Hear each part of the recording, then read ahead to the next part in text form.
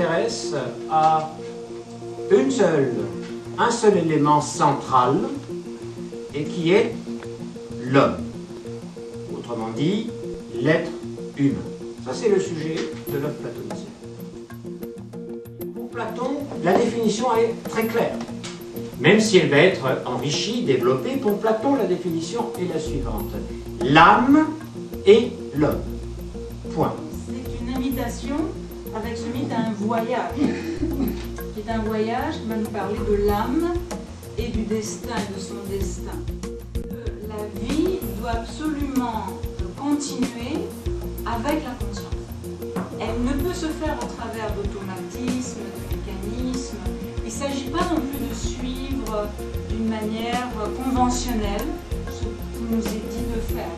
Ce n'est pas ça non plus. Mais c'est vraiment l'âme face à ses choix, face à un destin qu'elle doit tisser, qu'elle doit construire. Il n'y a pas une éducation qui va être une éducation qui cherchera à faire rentrer dans l'autre la spiritualité, sinon que la seule éducation possible, la seule valide, c'est l'éveil. D'une façon générale, le mythe de la caverne nous parle d'une série de phases pédagogiques, de phases d'éveil de la conscience, toujours vers un rapprochement des idées, un rapprochement de la compréhension, un rapprochement de la vérité.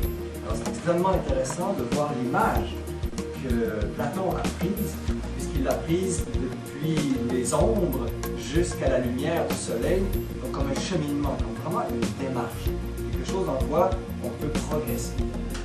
C'est l'imaginaire et la raison. C'est quelque chose qui aujourd'hui est divisé, coupé. L'être humain de nos jours est déchiré entre d'un côté ce qui relève du cœur et de l'autre côté ce qui relève de la tête. Entre ce qui relève du concept et ce qui relève du symbole. Entre ce qui relève de la raison raisonnante et ce qui relève de l'imaginaire. Il est urgent, si l'on veut avoir une autre perspective, et si l'on veut rencontrer une philosophie qui ne soit pas que spéculative, ou qui soit spéculative dans le sens premier du terme, speculum, c'est-à-dire le miroir, une philosophie qui puisse être miroir des réalités fondamentales. Alors on risque toujours, dans cette division qui nous caractérise, de ne pas arriver à s'approcher de l'être des choses, de l'être de l'humain, et de l'être de la communauté, de l'être de la collectivité, de l'être